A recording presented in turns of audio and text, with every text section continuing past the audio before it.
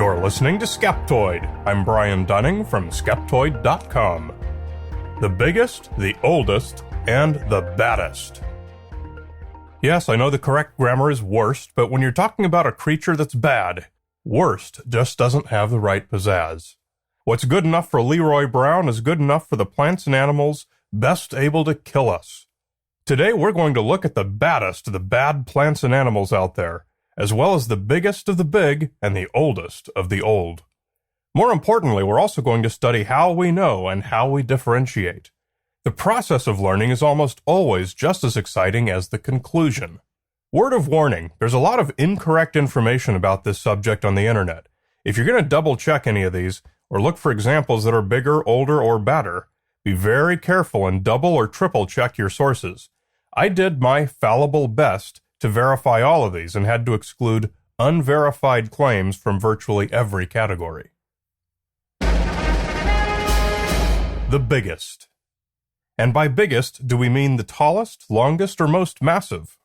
As nearly every school child has heard, the blue whale is the most massive animal that has ever lived, stretching up to 33 meters and 180 metric tons. Not even the longest sauropod dinosaurs were as long, despite unverified claims to the contrary. But the interesting fact comes when we wonder why. Over the long history of the world, including giant dinosaurs and everything else, the absolute biggest would just so happen to exist now. The answer comes from math, and it has to do with the blue whale's specialized feeding technique called lunge feeding. With a burst of speed, it opens its mouth so big as to gulp some 125% of its body weight of water, straining some 500,000 calories of krill. That's a big job with a high energy cost, and it requires a lot of calories to do it. As the size of the animal goes up, the energy cost increases faster than the potential energy gain from the food. It turns out that about 33 meters is the maximum size that a whale could grow using this feeding technique, and still consume enough calories to meet the requirement. This is why we've never even found a fossilized ancient whale ancestor that's been bigger, and why we'll probably never see a bigger creature. If we're looking only at length, then the blue may no longer be the king. Over 125 years ago, a lion's mane jellyfish was found with tentacles as long as 37 meters, and a bootlace worm was washed up that measured 55 meters. But these have to be considered slightly dubious. Although thoroughly documented, both measurements are thought to have been made when the animals were stretched out elastically to obtain the largest possible length. You can find even longer animals if you relax the criteria to include undersea colonial critters, like siphonophores, in which the whole animal is actually a colony of connected individual zooids. The Portuguese man-o'-war is a familiar example. One siphonophore, called the Praia dubia, can reach lengths up to 50 meters. But to find the real all-time greats, we have to leave the animal kingdom. The most massive single organism ever, by mass, is the giant sequoia tree, found right here in my home state of California and the Sierra Nevada mountains. A single tree can mass over 900 metric tons, more than 5 of the heaviest blue whales. The tallest tree today is the coastal redwood, also found in my home state, standing 115 meters tall, also 5 of the largest blue whales. The tallest known living tree is called Hyperion. However, in the past, certain Australian eucalypts have rivaled the coastal redwoods and may well have stood taller. The Ferguson tree was reported in the 1870s as over 130 meters, but this specific measurement is considered unreliable. For the biggest of the big, we must once again redefine our parameters. Clonal colonies are plants or fungi that appear to be separate individuals, but are in fact physically connected underground and have sprung up as clones of the same original. These connections can sometimes grow old and break, or may be difficult to verify, so it's really hard for us to say for certain how large any given clonal colony is. We generally agree that the most massive single clonal colony is one of 5 giant fungi in an Oregon forest, clonal colonies of which are called genets. The largest of these genets is named the humongous fungus. It's probably between 7,500 and 35,000 metric tons. We don't really have a way to measure it any better than that. So it's open to rivalry from a grove of clonal aspen trees in Utah named Pando. Pando probably weighs about 6,000 metric tons and consists of around 40,000 trees. Other possible competitors to the title include underwater seagrass meadows and connected coastal redwood trees, of which it might take as few as 6 of the biggest to rival Pando. The oldest. The same ambiguity exists when we look for the oldest living things. Clonal organisms like Pando continue reproducing themselves, so the colony as a whole can reach an immense age, unlike its constituent clones who live normal lifespans. But clonal colonies are usually not the kind of thing that makes us go, wow. As petty beings searching for sensationalism, we best love the amazing accomplishments of individuals. So we're not that impressed to learn that Pando is at least 80,000 years old, and possibly as old as 800,000, limited by the land on which it grows. None of Pando's individual trees are of a remarkable age. That's a clonal colony. Other clonal trees grow from the same stem, over and over again, and the oldest known of these is a Norway spruce tree in Sweden named Old Chico. Its oldest roots are 9,550 years old, and for most of its years it lived as a shrub. The humongous fungus is at least 1,900 years, and possibly as old as 8,650 years. It's just as hard to date this fungus as it is to measure it. But the old age crown of non-clonal, individual living creatures goes to Methuselah, a Great Basin bristlecone pine in California. It is 4,800 years old, give or take a few decades. We have to take core samples to get the exact ages of these trees, and we're pretty reluctant to do that. In the 1960s, a researcher was trying to find the limit of glacier coverage in the area by looking for the oldest trees. His coring bit got stuck in one tree, and with permission from the Forest Service, he and a ranger had to cut it down to retrieve the expensive bit. He was as shocked and sickened as all of us to find that it was the oldest creature ever discovered, at 4,900 years old.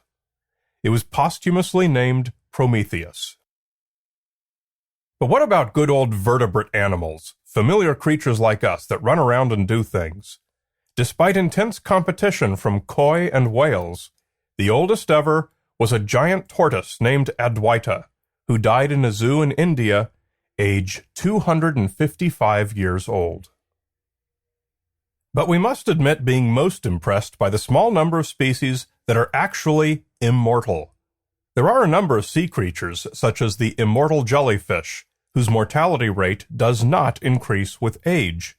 In other words, they don't appear to have any biological causes of death. This particular jelly can revert from adult back to polyp and mature again, completely regenerating itself, and can repeat the cycle indefinitely. Not everyone needs amazing physiology to do such things, though. Among the simplest of all cellular organisms, the humble bacteria was excavated in 2007 out of Canadian permafrost, dated 500,000 years old, and still had active metabolic function. The Baddest. There are all kinds of ways living creatures can kill you. Sharks and tigers can handily disassemble even the stoutest of men, and there are all kinds of plant, fungal, bacterial, and animal toxins that can do you handsome. Some animals may have especially deadly toxins, but may never attack. So to rank them all on a more or less equal scale, we're going to disregard the creature's likelihood to attack and use what's called the LD50 of its toxin. LD50 is the lethal dose of a compound administered all at once and measured in milligrams of toxin per kilogram of victim body weight that will kill 50% of the test animals. Despite being the closest thing we have to a standard measure of lethality, LD50 can be tricky and deceptive. Every toxin's LD50 level changes based on how the substance is delivered. Is it inhaled, injected under the skin, rubbed on the skin, injected into a muscle. These can make huge differences. A really poisonous animal might give you its poison in such a way that it doesn't hurt you, nearly as much as if it had been administered some other way. Either way, thank a lab rat next time you die of a toxin with a known LD50. The Clostridium bacteria are the worst of their kind, producing the botulinum toxin, the various types of which boast an average LD50 of about 0.001. Smaller numbers are more toxic. It's a neurotoxin, meaning it attacks your nerves and causes paralysis, not only to voluntary muscles but also to the heart. Tetanus of similar lethality also comes from Clostridium species. Botulinum toxin is one of the very deadliest compounds known. Would you guess the deadliest plants are more or less toxic than the bacteria? They're more. You've heard of ricin with its extremely deadly LD50 of 0.02. That comes from the castor oil plant. But have you heard of its close relative, abrin? It comes from the jaquirity plant in Indonesia, and it's about 75 times as lethal as ricin. It takes the toxicity crown of the plant kingdom. Among our fellow animals, there's a lot of pretty bad venom out there. Spiders, scorpions, insects, centipedes, fish, jellyfish, octopi, and all sorts of beasties pack lethal toxins. But they all pale in comparison to their king of death, the golden poison frog of Colombia, whose cutaneous toxin has an LD50 of 0.0001. That's about 100 times as potent than the poison of its nearest competitor, the inland taipan snake in Australia. But the taipan is much more likely to kill you because it injects its venom subcutaneously, whereas touching a poison dart frog only gets it onto your skin. Why bigger? Why older? Why badder? Why do we care? It's because those traits in nature, those which far exceed our own abilities as meager carbon life forms on this small round rock, put us on the map. They remind us that we're part of something bigger than ourselves. A massive mushroom and a giant jellyfish put us onto a universal stage of great majesty, an exhibition of awesomeness that adds to our own relevance, even as puny cogs in a magnificent machine. Swimming next to a blue whale, you don't have to think twice over whether your existence means anything. You only have to say, yeah, I'm part of this extraordinary Earth. And by the greatness of our fellow Earthlings comes the greatness of every little part of this stupendous system. There is magnificence in reality. One need look no further than our own ecosystem to find great beings that can probably rival life anywhere. Include the dark, warm oceans of Europa and the thick organic mists of Titan, and we may find that our immediate neighbors build us into an even more impressive solar system of life. So continue to celebrate the big, the old, the bad, the strong, the swift, and all else that makes us awesome.